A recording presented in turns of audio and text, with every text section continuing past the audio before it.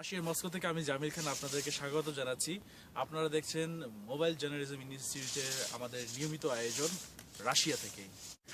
এই যে দেখুন, রাশিয়া বিশ্বের বৃহত্তম একটি দেশ এবং বলা হয়ে থাকে শীতের দিক থেকেও এখানে অনেক বেশি শীত পড়ে। তবে আজকে তাপমাত্রা একটু কম, শীতের পরিমাণটাও কিন্তু খানিকটা কম অনুভব হচ্ছে। কিছুক্ষণ আগে আমরা ওয়েবসাইটে দেখেছি যে আজকে তাপমাত্রা বর্তমানে এই সময় হচ্ছে -8 ডিগ্রি সেলসিয়াস। আমি যদি আমার ক্যামেরা পার্সনকে বলি একটু ঘোরাতে, আপনারা দেখতে পাবেন কি পরিমাণ বরফ পড়ছে। আসলে এটি একটি আবাসিক এলাকা, আপনারা দেখতে পাচ্ছেন যে কি পরিমাণ বরফ পড়ছে। আমার সামনে একটি কিন্তু মার্সিডিজ বেঞ্চ একটা গাড়ি রয়েছে, আপনারা দেখতে পাচ্ছেন যে এখানে কি পরিমাণ পুরুত্ব হয়ে বরফটা জমে আছে। আপনারা দেখতে পাচ্ছেন হয়তো গাড়িটা বেশ কয়েকদিন ধরে এখানে রয়েছে, কেউ বরফ পরিষ্কার করছেন না। তবে যদি বলতে চাই সাধারণত দর্শকদের জন্য, এখানে কিন্তু বরফ পড়ার পরে কিন্তু সেগুলো পরিষ্কার করার জন্য এখানে পুরো শীতের মৌসুমটা জুড়েই কিন্তু এখানে লোকজন কাজ করে।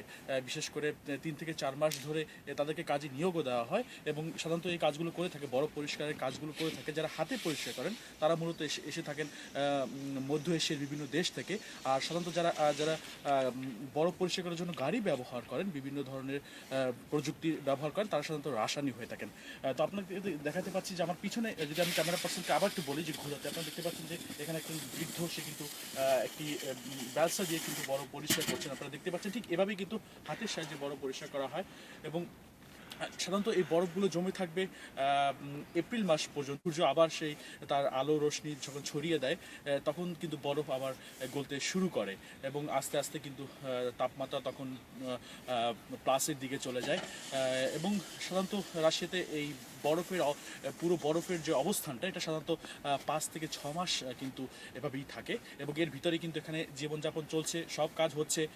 কনকনে ঠান্ডা আর তুষারপাতে জবুতবু হয়ে পড়েছে গোটা ইউরোপ। ক্যালেন্ডারের পাতায় শীতকাল ডিসেম্বরে শুরু হলেও মস্কোবাসীরা ভারী তুষারপাত দেখতে পেয়েছেন নতুন বছরের শুরুতে। রাশিয়ার রাজধানীতে গত কয়েকদিন ধরেই থেমে থেমে তুষারপাত হচ্ছে। আবহাওয়া দপ্তরের বরাত দিয়ে স্থানীয় গণমাধ্যমের খবরে বলা হয়, মঙ্গলবার মস্কোয় 4 সেন্টিমিটার তুষারপাত রেকর্ড করা হয়। তবে মস্কো নগরীর কোথাও কোথাও বরফ জমে তা 30 সেন্টিমিটার পর্যন্ত পৌঁছেছে। তাই দিনরাত 24 ঘন্টায় পরিচ্ছন্ন কর্মীদের বরফ সরানোর কাজে ব্যস্ত থাকতে হচ্ছে।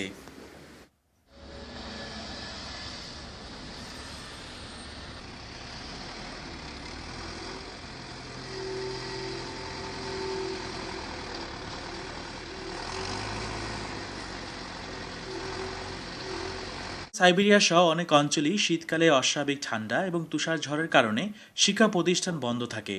তবে মস্কোতে শীতের তীব্রতার সহনীয় মাত্রায় থাকায় এখানে শীতের মৌসুমে স্কুল, কলেজ ও বিশ্ববিদ্যালয়গুলোতে স্বাভাবিক কার্যক্রম চলে। শীতের দেশে সবাইকে একটু সাবধানে চলাফেরা করতে হয়।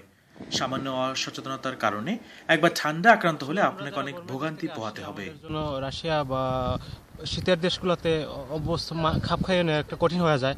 স্পেশালি আমরা চেষ্টা করি সবসময়, বা আমি নিজেও চেষ্টা করি সবসময় গরম কাপড় পরার, যেমন টুপি, মাথায় টুপি, গরম টুপি, হাত মোজা, ওর একটা গরমের জ্যাকেট অবশ্যই লাগে আমাদের।